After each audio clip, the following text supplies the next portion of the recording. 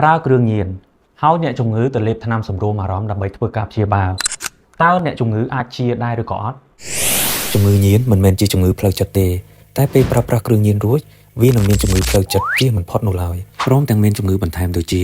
ក្រពះពោះវៀនជំងឺបេះដូងច្រនឈាមដើមមិនស្មើជាដើម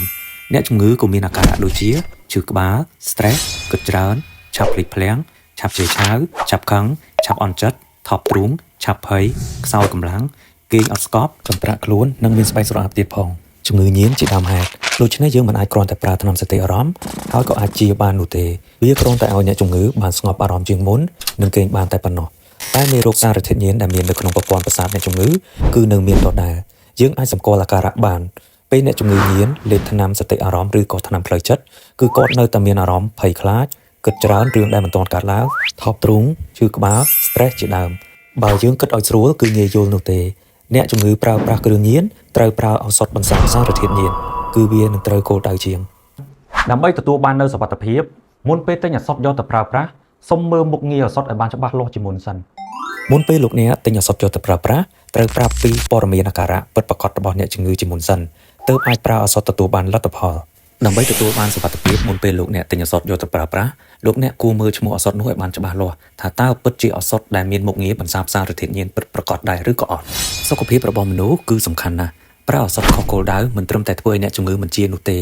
អ្នកជំងឺអាចមានផលប៉ះពាល់ដល់រាងកាយទៀតផងហើយបើផលប៉ះពាល់នោះមានរយៈពេលយូរអ្នកជំងឺអាចគ្រោះថ្នាក់ដល់ស្លាប់បានទាំងនេះគឺជាឱសថបន្សាបសារធាតុញៀនវាមានមុខងារដូចជាសម្រាប់មេរោគសារធាតុញៀនពីប្រព័ន្ធប្រសាទប្រសាទនិងរាងកាយបានល្អជួសជុលកោសិកាដែលមានបញ្ហាដោយសារការញោមញីពីសារធាតុញៀនលាងសម្អាតសារធាតុញៀនចេញពីទឹកនោមញើសទឹកមាត់ឈាមនិងប្រព័ន្ធប្រសាទនិងមានអង់ទីកដើម្បីប្រឆាំងជាមួយនឹងសារធាតុញៀនទាំងនេះគឺជា feedback របស់អ្នកប្រើប្រាស់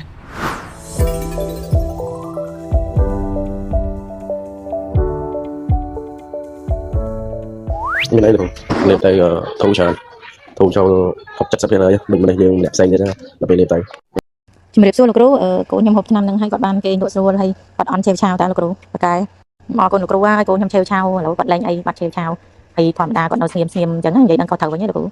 តែមុននិយាយខ្ញុំនិយាយអីវាថាយើងនិយាយអីយ៉ាងតាក់ដល់ពេលឥឡូវនិយាយអត់តាក់និយាយរូគិតអីការគិតអីក៏អត់មុនដែរគិតសួរគិតជាងមុនពិតជាសប្បាយចិត្តបងហើយអរគុណបងច្រើនជាក់ស្ដែងខ្ញុំទិញថ្នាំបងឲ្យបងខ្ញុំប្រើនឹងឥឡូវនឹងតាំងពីថ្ងៃដែលវាប្រើម្ដងថ្ងៃនេះវាអត់មានអាការៈអីដែលថាវាចង់ទៅប្រើអានឹងទៀតគ្រាន់តែថាពេលខ្លះវាធ្វើទុកដែរវាធ្វើទុករបៀបថាអារម្មណ៍យើងនៅឃើញចង់អញ្ចឹងទៅប៉ុន្តែយើងវាអាចទប់អារម្មណ៍ខ្លួនឯងបានណារបៀបវាអត់បដោតខ្លួនទៅតទៅប្រើអានឹងបណ្ដឹងនៅក្រៅទេអត់អញ្ចឹងទេហើយហងៃវាលេបថ្នាំនឹងប្រចាំហើយសាច់ឈាមវាក៏រៀងស្រួលបោះជាងមុនហើយមកទៅរៀងមនុស្សមានពលឹងពលីជាងមុនច្រើនណាបងនិយាយត្រង់ហើយខ្ញុំពិតជាអរគុណបងច្រើនលោកអ្នកអាចធ្វើការពិគ្រោះបានដោយមិនគិតថ្លៃតាមរយៈលេខទូរស័ព្ទទាំង3ខ្សែដែលមានស្រាប់លើអេក្រង់នេះ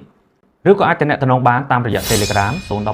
30 30 និង 63ពីខ្ញុំបាទសូមតារាមភូមិសូមអរគុណសូមជម្រាបលាឱសថបន្សាបសារធាតុញៀនអាចបន្សាបសារធាតុញៀនចេញពីទឹកនោមនិងសម្រាប់មេរោគសារធាតុញៀនចេញពីរាងកាយ